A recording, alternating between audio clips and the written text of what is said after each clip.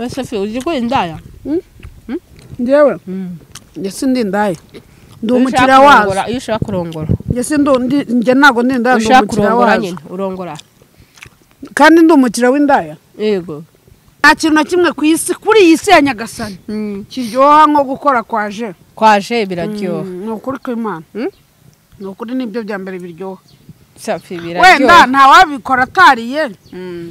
Ariko ni izina ry'Imana nta kintu kiryoha nkabyo. Biriya bintu biraryoha. Biraryoha pe. Biraryoha ariko haryoha nose ari gukoresha kondomu no gukoreraho ikiryoha ni ikifi. Mbara nkubweze ukuri. Nuko hariho sida. Ariko ubundi gukoreraho nibyo byiza. Nyine hari n'abagabo bagenda bakajya kugura indangamirwa sibyo ukahita ubwira indangamirwa ngo ugiye gushyirira amaho ngaho ese ubu mushyirira amaho abo bamushyira amaho ni nyoko mushiki wawe nyoko mwamuziranye sinkibyo uri kumva akira nakandi ndagiye abari nyoko ega icyo nabwira abantu cyo nuko indaya zitandukanye sibyo indaya ziratandukanye hari indaya ihagarara ku muhanda hari n'indaya ya VIP iriya ndaya ku muhanda rero sinayigura niyo wanyica ariko indaya ya VIP nayigura nkunda umunyamakuru witwa Scovia niwe ukunda Scovia Umutesi wumva cyese kutambajije ndamukunda byo gupfa ngiye kutambajije ku buryo bibaye ngombwa namupfira akunda Jeskizo wa mipango icyogere mu nkuba umwami w'abagore ntakunda umupapa witwa wo kuri TV1 nyiri TV1 n'undi muntu witwa Bosco Empire ndaga oya wintukira umusheri ata Bosco ndakwemera sha wintukira umusheri Bosco Empire ndamukunda reka nkubwire ikintu nkundira Bosco Empire twagiye Nowenda TV kanizere ko meze neza cyane inshuti bakunzi ba Nowenda TV ndetse na gahunda TV yacu gahunda studio ni jewe ndi JP ariko kandi murimo murabona kuri kamera zacu dufite abatumirwa ariko kandi turabakiriye muraho neza cyane nyamunini uraho Big Boss ariko fisi umuntu akurebye mu byukuri hasi ni umugabo ariko hejuru ni umugore noneho dore wanagakoze washyizemo urunigi ubundi bwite uko umuntu akubona hejuru niko no hasi umeze gute ubwo ndavuga nyine muri intose muri FM muri gahunda hari gahunda nyine y'abagabo okay ndagira ngo mbakire hanyuma muribwira abantu nimurangiza munatuganirize hanyuma ibindi turaza kubisubira mu kanya gatoya reka tubahereze mikoro hanyuma mutugireyo karibu cyane yego murakoze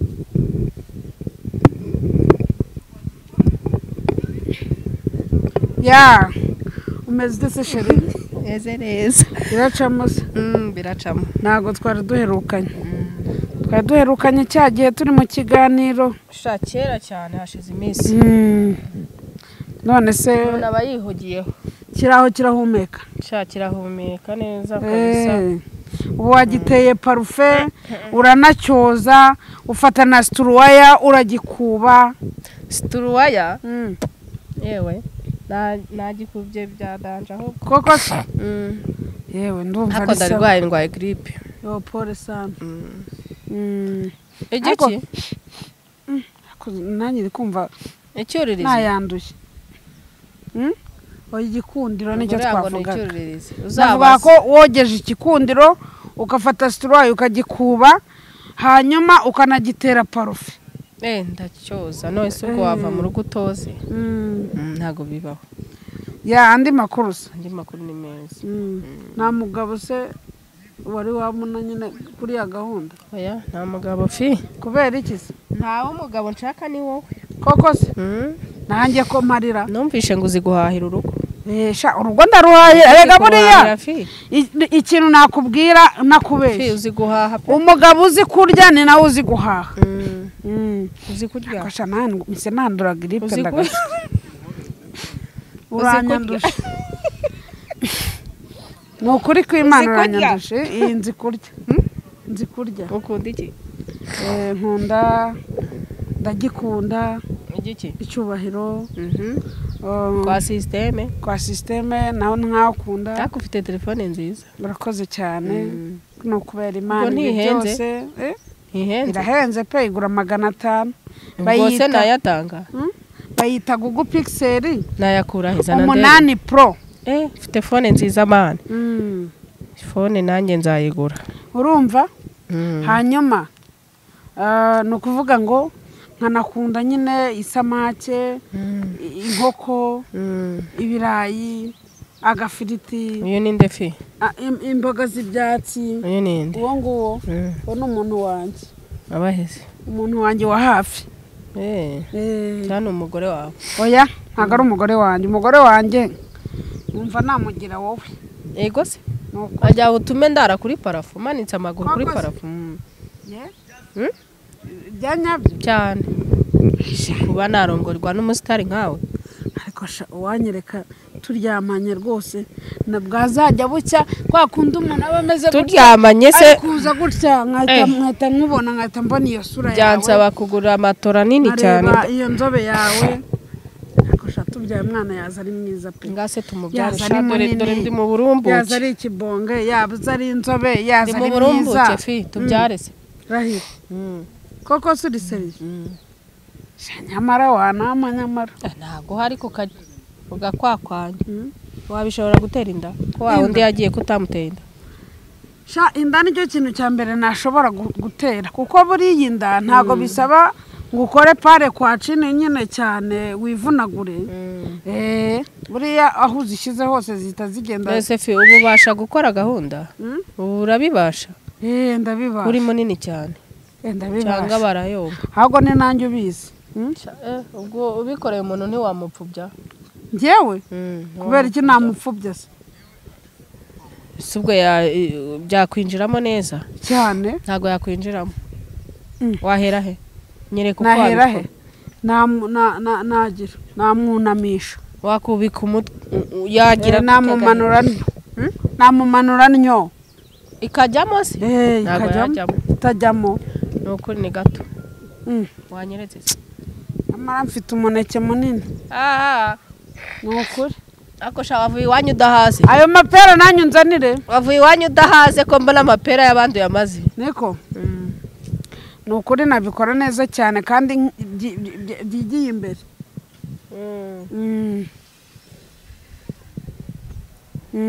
hanyuma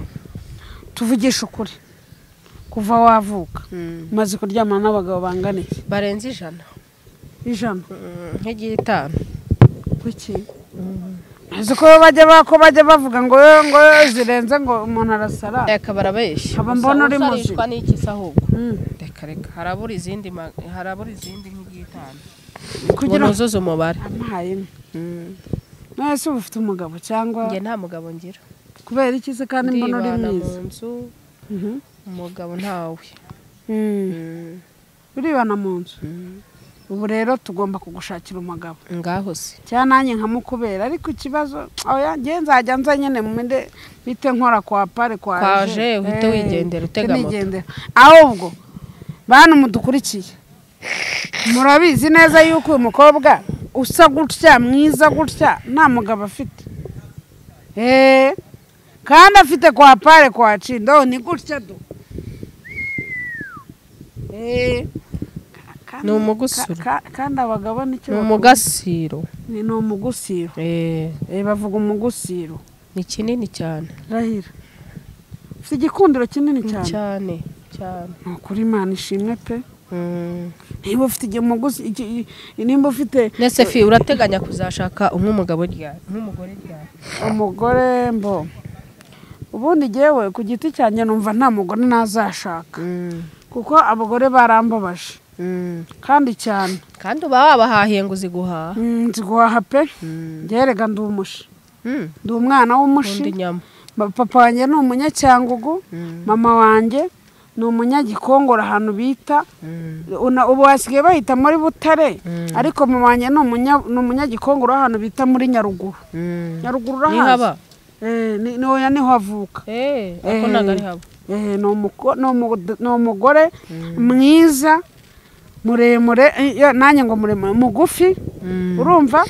mwiza rwose ufite amatama meza iminwa myiza izuru ryiza ni mwiza pe mama wanjye ni mwiza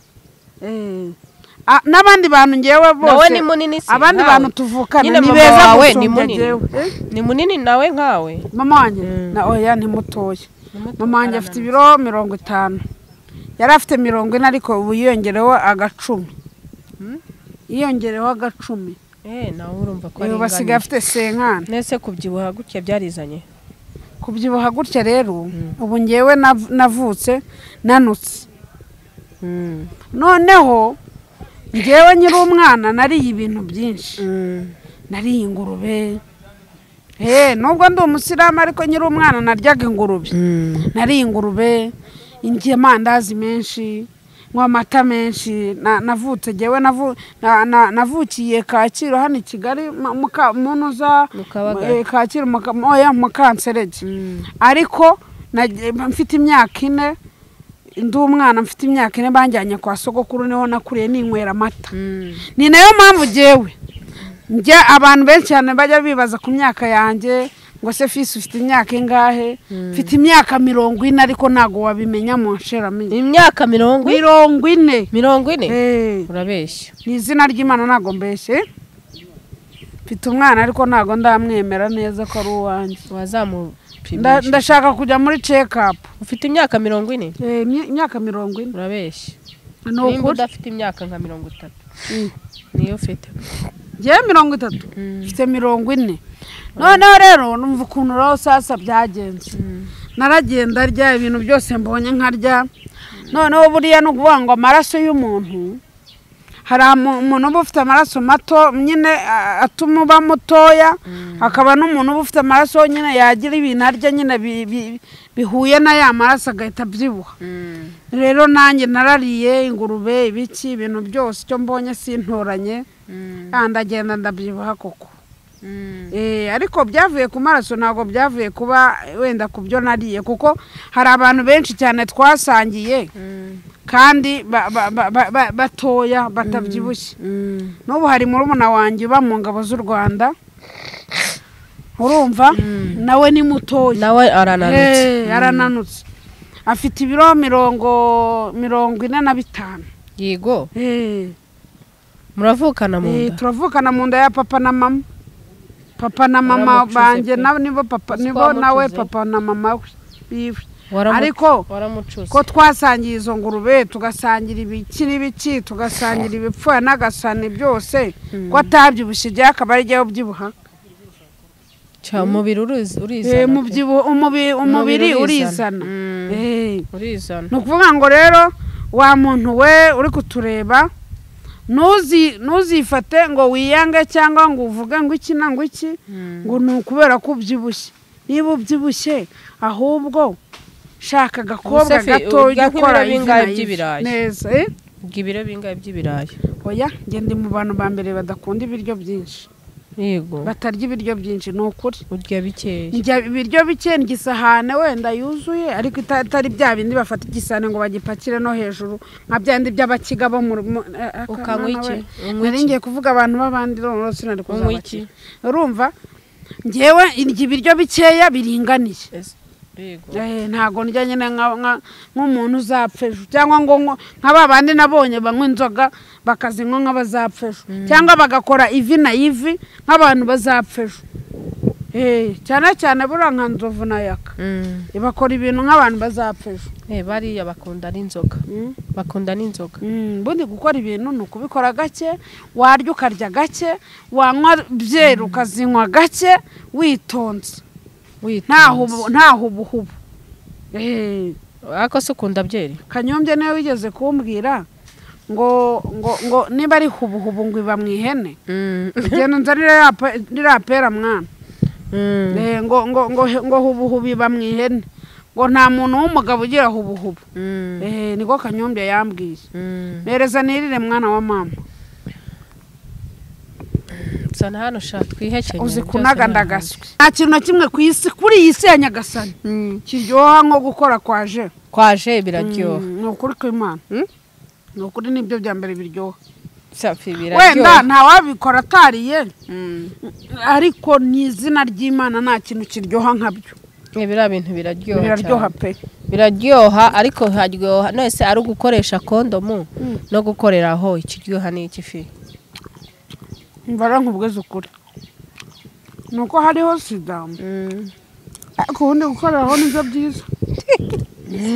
nuko hariho sida ariko mwabana mwe mwa rubyiruko mwe mwabagore mwe mwabagabo mwe ndababujije utazakoreraho umuntu utazi ibyiwe kuko ushobora gukoreraho ugahita umanukira Kizimbabwe uhita unanamanuka uhita unanapfa ahubwo ewana mujye mukora imibonano mwabanje kwipimisha sida sibyo kuko hanze ahangaha umuntu urabona ikitipe cyiza cyambaye neza cy'ikibogari kikaza sheri nagukunze ndaguha senkana ariko ngo uhera aho ngaho sibyo uri kumva noneho akagutereta akagukubita ayo mafaranga wowe mukobwa yamara kugukubita ayo mafaranga ejo ukaburirayo kwarika ati baneye sida sibyo rero icyo nababwira ni cy'urubyiruko mujye mukoresha agakingirizo dore no kwa muganga tuba duhari twa make mukoresha agakingirizo urumva fi ndi kubwira urubyiruko sibyo ndi kubwira urubyiruko mubwiye ngo ni mu kiganiro ndamamaga ndi kubwira urubyiruko ngo rujye rukoresha iki agakingirizo yego sibyo birinde kuko hanze ahangaha hari amasida menshi hari amasida kandi sida ntabwo ipimishwa iki ijisho hari amasida noneho reka n'amasida urumva ubu ngubu hari ibintu byinshi cyane byinshi ariko byakwica byakwanduza urumva hari n'izindi ndwara usibye na sida za mburugu imitezi n'ibiki urumva rero kujya kuvuga ngo urajya gukora kwa je kwa ndani kwa chini ukoreraho keretse ufite ikibazo cyo mu mutwe ubwo wabikora ariko utagize udakoreye aho ngaho ubwo wakora nta kibazo ariko ntabwo mwana mwirinde nyine hari n'abagabo bagenda bakajya kugura indangamirwa sibyo ukahita ubwira indangamirwa ngo ugiye gushyirira amaho ngaho ese ubu mushyirira amaho wamushyira amaho ni nyoko na mushiki wawe mwamuziranye urumva uri kumva akira n'akandi ndagiye aba ari nyoko hoye uzi kujya gukorera ibintu nka biriya koko ukabikorera prudence 3 oya tuzakorera ahubwo tuzabanza tujye kwa muganga twipimishe turebe ko turi bazima tuzagende ryari de uzabishakira ngiye mpora ndapodete Ligo ese fi wigeze indaya indaya ntago nayigura ntago nagura indaya ahubwo nagura umukobwa usanzwe nyine abikora ariko atari indaya erega icyo nabwira abantu cyo nuko indaya zitandukanye sibyo indaya ziratandukanye hari indaya ihagarara ku muhanda hari n'indaya ya VIP iriya ndaya yo ku muhanda rero sinayigura niyo wanyica ariko indaya ya VIP nayigura ziriya ndaya zo ku muhanda mwabagabo mwe mugura indaya zo ku muhanda mukagenda mugashanga umukobwa arahagaze ku muhanda ntimuzi ngo ni igini ntimuzi ngo ni igiki muragenda mujya kugura muzi ngo ni uwahe urumva ntuzi ngo ni uwahe uragiye uratoragura wowe ugomba kujya hari n'amagurupe ukuraho abakobwa wari yaza ayo magurupe warayumvishije ngo ugende ugakuraho umukobwa ariko baba bahenze uko yaba ameze kose umuntu yagira wese fi uzi ko indaya njyewe njye ndi indaya ndi umukiriya wazo iyo ushaka kurongora njye ntabwo ndi indaya ndi umukiriya wazo urongora kandi ndi umukiriya w'indaya yego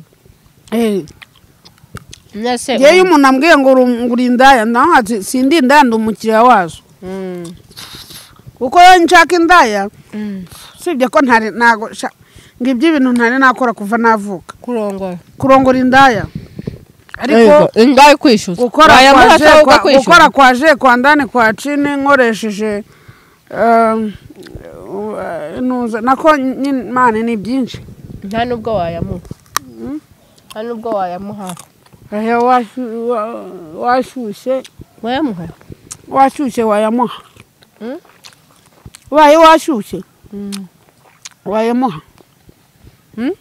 washyushye wayamuha nta kintu kitarimo mwaho mwana ndebera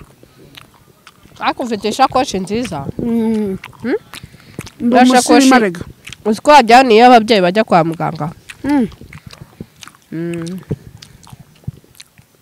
wagira ngo niyo kujyana mu cyoga ndagukunda urankunda ndagukunda se wazampaye ku busapeti nzaguhejo sibyo koko se nta kibazo nzaguhe tuzakoresha agakingirizo kuri iyi mihanda ninde munyamakuru ukunda kuri imihanda umunyamakuru ukunda ukumva uramukunze nta munyamakuru nkunda kuko bose ni indyarya yego wabaho utamushangiye yarahari uwo nkunda ndavuga abo kuri YouTube ariko apana abanyamakuru b'umwuga abo kuri YouTube nyine ukunda ndi nyine abo kuri YouTubers ukunda ndi nkunda umunyamakuru witwa Scovia ni ukunda Scovia Umutesi wumva cyese kutambajije ndamukunda byo gupfa ngiye kutambajije ku buryo bibaye ngombwa namupfira buri muntu agira uwakunda fi ndamukunda pe ugiye kumbeshya ngo ntawe ukunda Scovia ndamukunda cyane nkakunda ngiye nkunda abanyamakuru babiri mu Rwanda oya ni batatu ngiye kukubwira nkunda Scovia Umutesi harya twamwita nkakunda Jeskizo wa mipango icyogere mu nkuba umwami w'abagore nkakunda umupapa witwa wo kuri TV1 nyiri TV1 bakaba bamwita Kenesi imfura y'iwacu